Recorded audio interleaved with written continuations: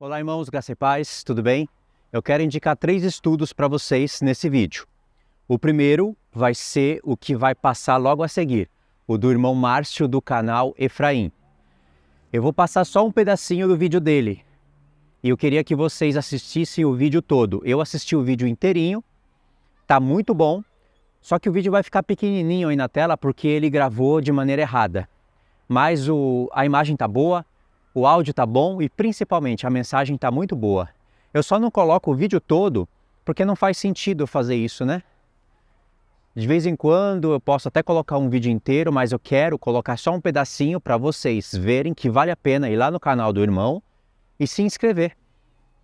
Ajuda? Então, esse estudo que ele fez é muito bom, ele fez baseado num estudo que eu fiz primeiro, mas foi baseado nas nossas conversas, que aliás ele trouxe no WhatsApp, que é o assunto das línguas.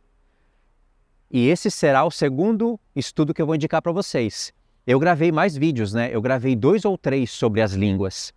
Só que o irmão Márcio, ele gravou falando de uma outra maneira, acrescentando coisas, e o estudo tá top. Ele vai até trazer a continuação. Então vão lá no canal do irmão, se inscreva, ajuda o irmão Márcio, tá bom? Esse é o que eu peço. E o terceiro estudo é um estudo que também vai aparecer na tela final e no meu comentário fixo, que é o estudo de Gog e Magog. Eu já estou aproveitando esse vídeo aqui para dar uma palhinha para vocês. Então são 3 estudos, tá bom? O do irmão Márcio, que ele vai falar das línguas. O meu, que está ligado com o dele, que eu falei das línguas, e são vários estudos. É uma playlist que eu vou deixar para vocês no comentário fixo. E o do Gog e Magog, que é o que eu vou gravar amanhã e talvez eu poste depois de amanhã. Um estudo espetacular. Eu já falei várias vezes de Gog e Magog no canal, sempre que eu falei eu procurei trazer acréscimos, mas dessa vez a revelação é maior e os acréscimos são maiores. Então eu estou pensando se eu faço ele em versão podcast, onde eu só falo e os irmãos vão ouvindo, para acelerar o processo, ou se eu gravo mesmo aparecendo. Estou pensando. Mas eu quero que vocês assistam, tá? O estudo do irmão Márcio é o seguinte. Ele falou sobre as línguas, com a profecia do profeta Joel, fez uma ligação com o Novo Testamento, explicou o motivo das línguas, mais ou menos como eu falei, só que ele falou de outro modo. E é interessante que ele trouxe uns acréscimos bacana, porque ele falou a diferença da reforma para a restauração. E isso é espetacular. Foi um grande acréscimo para mim. A diferença de reforma e restauração. E a reforma tem a ver com o que você conhece aí no mundo evangélico. A reforma calvinista, que não é reforma coisa nenhuma, é uma coisa falsa. E eu já falei isso no canal, mas não com essa linguagem, não com esse ponto de vista. E aí depois que o irmão Márcio falou das línguas, ele foi lá no Pentecoste, falou de um hiato de tempo entre as 4 primeiras festas e as 3 últimas que nós conhecemos que existe. E aí ele fechou o assunto falando dos gafanhotos. Eu achei muito interessante essa parte dos gafanhotos. Como que tem essa conexão, né, de línguas e Pará e gafanhotos? Ele conseguiu fazer essa conexão. E aí ele pode continuar o assunto dos gafanhotos porque ele precisa acrescentar mais detalhes aí. Tá bom? Logo a seguir vai passar uma palhinha do estudo. Assista para vocês verem que vale a pena e vocês vão lá no canal do irmão. Todos os links vão estar no meu comentário fixo, tá bom? E até Gog e Magog, quando estiver pronto, vai estar aí para vocês. Agora, o estudo de Gog e Magog que eu vou fazer, nós vamos começar de Ezequiel 37 até Ezequiel 39. Na verdade, a gente poderia até ir para o 36, porque tem alguns textos que falam da aliança eterna, do que o Senhor há de fazer. Há uma linha do tempo e você que decide a partir de onde você começa. Na verdade, pode começar até de Ezequiel 34. Ezequiel 34 fala da profecia contra os pastores, os falsos pastores, que tem a ver com o nosso tempo. Aí depois vem Ezequiel 35, que vem profecias contra Moab e Amon. Assim, parece que está desconexo com a linha do tempo, mas não está, porque Moab e Amon tem a ver com os povos futuros que vão se unir a Gog e Magog. Aí em Ezequiel 36, o Senhor fala do que há de fazer sobre o seu povo, dá um novo espírito, fazer eles andar nos estatutos, na lei, então é importante esses textos. E aí vem Ezequiel 37, que é o mais importante. Ezequiel 37 tem uma linha do tempo espetacular. Eu vou apenas resumir para vocês porque é muito profundo. Eu já falei várias vezes de Ezequiel 37, mas cada vez que você fala, cada vez a revelação é maior. Tem que ser maior, né? Tem que ter acréscimos. E eu vou começar por Ezequiel 37, que é importante para contextualizar Ezequiel 38 e 39. E aí, se você entender isso corretamente, você vai poder visualizar 4 pontos, que aqui eu estou colocando como 4 pontos. No estudo pode ser que altere. Entendendo o assunto correto de Gog e Magog, com profundidade, você vai entender, visualizar melhor o tempo da grande tribulação, ponto 1, né? O tempo da grande tribulação. O ponto 2, o milênio. Ponto 3, pós-milênio. E o ponto 4 não segue essa linha do tempo. O ponto 4 é a novidade que eu vou trazer. Aonde que isso nos acrescenta e serve de ferramenta para entender questões sobre toda a palavra. O ponto 4 é para mostrar que Deus, ele embaralhou as cartas da profecia na profecia de Gog e Magog. E o que ele fez em Ezequiel 38 e 39, ele não fez em nenhum outro profeta. É algo inédito. Tem características parecidas, mas é algo inédito e é algo que eu vou explicar para vocês. Gog e Magog, pode ver que é uma profecia duplicada. Parece que seria até desnecessário o capítulo 39 ou 38, porque Deus poderia pegar as frases que ele trocou e colocar dentro de uma só profecia. Ezequiel 38 ficaria só um pouquinho maior, ou Ezequiel 39 ficaria só um pouquinho maior, não precisando de 2 capítulos para isso. E isso que eu estou falando aqui é pensando em capítulos, porque quando Deus profetizou não foi por capítulos. Então o Senhor falou para Ezequiel, Ezequiel, profetiza contra Gog, da terra de Magog, e começou uma profecia. Aí tem o início, o meio e o fim dela. E Deus finalizou a profecia. Só que logo em seguida Deus encerrou a profecia e aí vem a palavra. Ezequiel, profetiza ainda contra Gog e Magog. Só que aí Deus começou a usar as mesmas palavras do capítulo anterior, da profecia anterior, de maneira que ficou uma profecia duplicada, só que não idêntica. Ele mudou algumas frases. Isso para nos revelar que Gog e Magog acontece 2 vezes, uma antes do milênio e uma depois do milênio. Só que não é como a gente pensa. Por exemplo, Ezequiel 38 fala tudo antes do milênio e Ezequiel 39 fala tudo depois. Não é assim.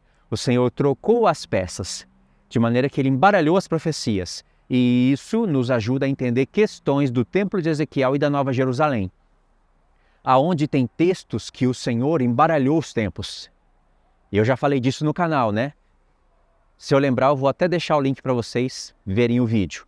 Quando o Senhor profetiza, por exemplo, sobre a primeira e a segunda vinda de Jesus, ele não profetiza tudo alinhado, tudo bonitinho. Por exemplo, ele separa um profeta, nesse profeta ele fala só sobre a primeira vinda e depois fala só sobre a segunda. Ele mistura isso. O Senhor às vezes começa a falar da segunda vinda do Filho, que seria o seu retorno. E depois, no decorrer da profecia, ele fala sobre a primeira. Então, não está em sequência e está embaralhado. Tem profeta como o profeta Zacarias, que está bem misturado isso daí. Profeta Isaías também. Então, você vai ter que discernir por outros textos aonde que é a primeira vinda e aonde que é a segunda vinda.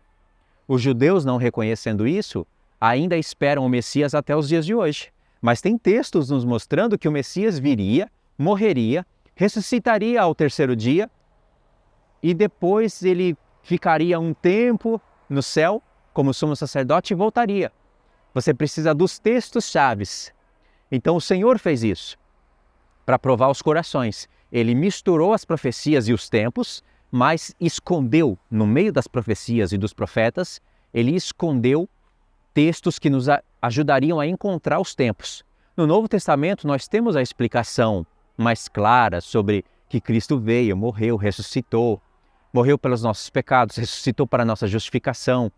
E aí fala da volta do Senhor. Nós temos isso de maneira mais clara, mas mesmo assim nós precisamos dos profetas, porque os apóstolos não falaram tudo. O Espírito Santo impediu que eles falassem muitas coisas. Um dos exemplos são nações restantes. Nações que restam para o milênio, para povoar o milênio.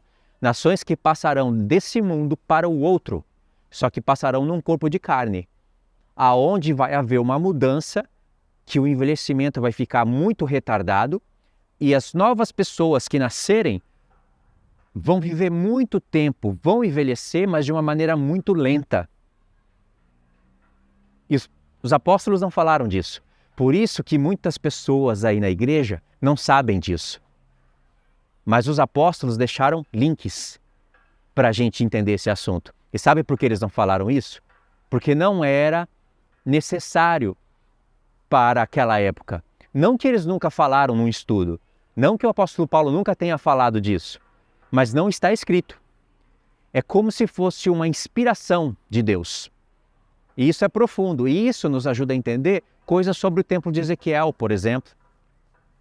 Então o assunto ele é espetacular. Eu nunca imaginei que Gog e Magog, estudar Gog e Magog, seria uma grande ferramenta para a gente visualizar o milênio. Então o estudo que eu vou trazer nos ajuda a entender esses 4 pontos. O primeiro é visualizar a grande tribulação com mais precisão. O segundo é visualizar o milênio. Terceiro ponto, visualizar depois do milênio, quando Satanás será solto por pouco tempo e Deus vai permitir que ele seduza as 4 nações que há nos 4 cantos da terra, Gog e Magog. E o quarto ponto é a chave que nós temos através de tudo isso. Tem o tempo determinado para Deus derramar certo entendimento. Eu sempre entendi esses 3 primeiros pontos e sempre falei no canal. Se bem que faz um tempo que eu não falo de Gog e Magog, mas eu sempre falei. Agora, esse quarto ponto, para mostrar onde que isso nos ajuda a visualizar melhor o Templo de Ezequiel, a Nova Jerusalém e essas questões, esses exemplos que nós temos, isso eu nunca tinha visualizado. Então é um estudo muito profundo. Tá bom? Vou gravar amanhã, vou editar e depois de amanhã eu posso postar para vocês. Então assista aí o estudo do Márcio, siga os links. Não se esqueça de ir lá no canal do Márcio e se inscrever. Fica aqui a minha indicação para vocês, tá? Fiquem na paz então, Deus abençoe. Capítulo 2 de Atos, você tem ali a famosa festa do Pentecostes. E a gente já falou aqui no canal diversas vezes, de forma direta, de forma indireta. E hoje a gente vai falar um pouco a respeito desse ponto tão importante na igreja, ou no início da sua igreja, né? Do trabalho, da edificação, etc. Existe duas maneiras, 2 pontos operacionais de Deus com relação às línguas, que a gente precisa compreender. As línguas idiomáticas, né, de Atos 2, onde as pessoas que foram envolvidas, né, falaram em línguas da terra, línguas idiomáticas da terra. Essas línguas idiomáticas, né, é o Espírito Santo quem concede. As pessoas não têm autonomia, autoridade para falar quando quer e vice-versa, né? É o Espírito Santo que concede que a pessoa fale, né? Esse é o língua idiomática, línguas, né? Lá em Corinto, no capítulo 14, quando Paulo vai tratar deste assunto, ele fala das duas. Ele fala da língua individual, que é a língua dos anjos. Inclusive essa língua dos anjos, eu até um tempo atrás, eu não acreditava nela. Eu imaginava, eu pensava apenas na língua idiomática da terra. Mas eu fui convencido, né, pela palavra e por alguns irmãos em debate, em grupo, etc., que existe essa língua dos anjos, da qual eu quero comentar um pouco hoje. Essa língua dos anjos, ela é uma língua que ela é chamada de dom. Deus dá para os seus indivíduos para trazer uma edificação pessoal própria para cada indivíduo. E o indivíduo tem o controle dessa língua. Ele pode falar a hora que ele quiser. A língua idiomática é o Espírito Santo que concede quando e como falar e por que falar. A língua no plural, que é a língua dos anjos, né, é uma língua dada para o indivíduo. E é um dom e ele usa quando ele quer. E ele tem que saber usar. Senão ele pode sofrer penalidades, né? Punições pelo mau uso desse dom. Assim como os outros dons, né? Se não souber usar também, vai trazer dano para a pessoa e para quem está envolvida no assunto. Então essa língua dos anjos, né? Lá no contexto da carta ao Coríntios, no capítulo 14 mesmo, Paulo diz, né? O espírito do profeta está sujeito ao próprio profeta, com respeito a esse dom da língua dos anjos. Né? Ele pode controlar. Não é um poder excelso, um poder que vem sobre a pessoa e a pessoa não tem o controle. Eu estava muito cheio do poder, por isso eu falei. Então não existe essa possibilidade, né? Não tem isso escrito na Bíblia, né? Então o possuidor deste dom, ele tem o controle, ele tem o domínio da língua, ele pode falar a hora que ele quiser. Tanto é que Paulo fala, se não tiver o intérprete, fique calado. Interrompa a língua, ou então fale consigo mesmo e com Deus. Porque é uma língua misteriosa, que ninguém entende, apenas Deus. Agora olha só que interessante, a língua idiomática das nações, que foi falada em Atos 2, não necessitou de intérprete, porque os próprios ouvintes entendiam na sua própria língua materna. Como os ouvimos falar na nossa própria língua materna as grandezas de Deus, então a língua idiomática não necessita de intérprete. Então se tiver alguém falando em língua idiomática, na força do braço, para tentar se mostrar espiritual, né, não existe. Até porque é o Espírito Santo que concede que a pessoa fale. Língua idiomática. Não necessita de intérprete. Já a língua dos anjos, quando é usada em público, necessita de um intérprete. Então, mesmo tendo o intérprete, ela tem que entrar em conformidade, em harmonia com as profecias, com a palavra de Deus. Ela não pode contrariar. Se falou em público em línguas, língua estranha, houve intérprete, ou a própria pessoa interpretou, mas contrariou as escrituras, não é língua de anjos. Já é língua de demônios mesmo, né? Já a língua dos anjos, ou língua dos céus, né? Que ela é uma língua no singular, ela é uma língua de autoedificação para o indivíduo, e ela também é chamada de um dom, entendeu? É um dos dons, né, do Espírito Santo. Língua idiomática, ela vem de forma coletiva, com um fim proveitoso na área evangelística. A língua dos anjos, a língua do céu, ela é uma língua no singular, não é coletiva, e é a pessoa que possui o dom da língua dos anjos, ele controla ela, ele fala quando ele quiser.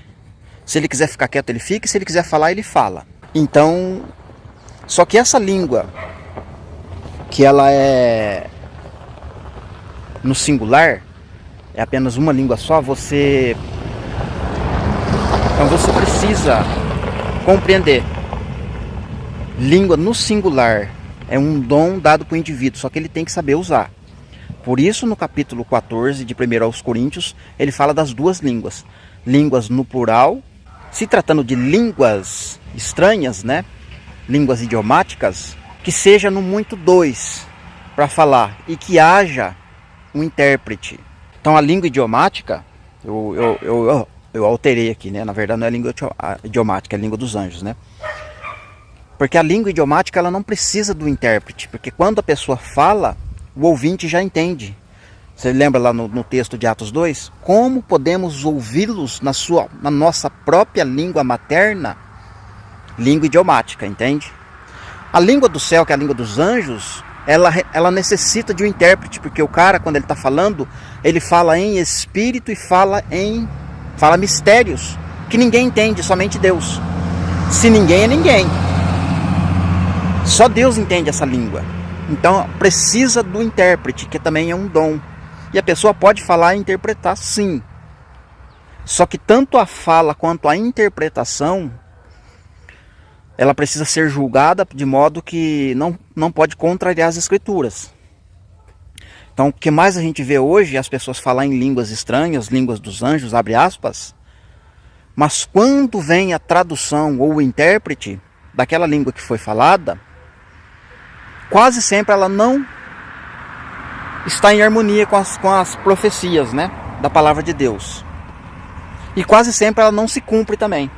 Porque a pessoa falou na carne, ou falou na desobediência, ou falou de forma que ele estava tentando ser mais espiritual do que os outros.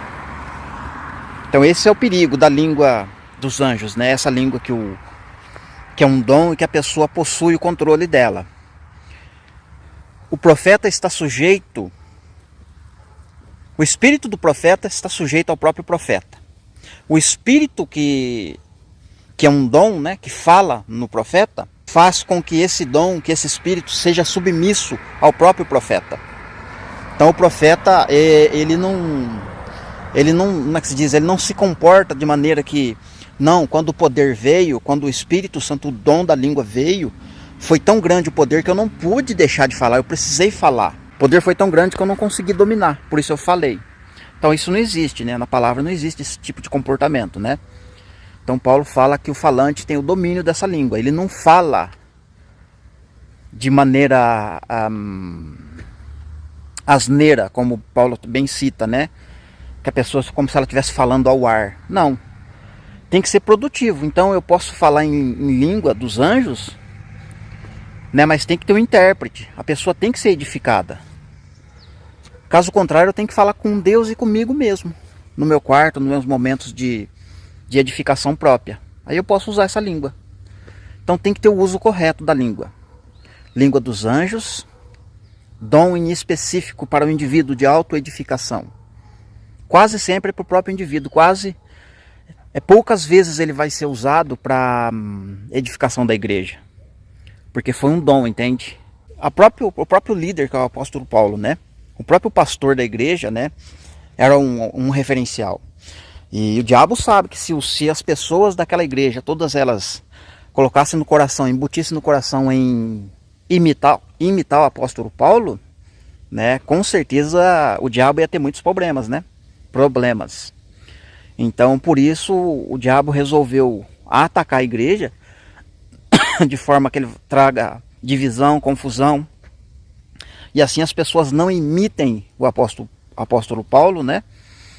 E sendo assim, o objetivo da mensagem central de Deus não seria atingido no alvo, vamos dizer assim. Então ele conseguiu atrasar, ele conseguiu fazer muitas coisas ali. Então Paulo foi muito preciso, muito perito, né, nas suas palavras, para corrigir o erro que estava acontecendo, mas ao mesmo tempo ele serve para hoje. Então a gente pega aquele padrão, né, que foi estabelecido pelos apóstolos, e quando a gente compara com a igreja de hoje, a gente não consegue visualizar isso. A gente sabe que falta muita coisa para a igreja, né? Então, como o Luiz lá do canal Reino Eterno disse, né? A igreja atual, né, ela precisa se esforçar muito para atingir o nível da igreja de Corinto, né? Então, tem muita coisa fora do lugar, né? Não é só as línguas, né? As línguas, né, o diabo soprou no ouvido das pessoas para as pessoas falarem língua de forma como a Deus dará, né? Cada um fala do jeito que quiser, faz uma bagunça, e assim vocês parecem ser espirituais, né? Os outros pecados, outras coisas que estão acontecendo ficam escondidos, né? Ficam ocultos. As doutrinas, né? Não importa o que está acontecendo na igreja.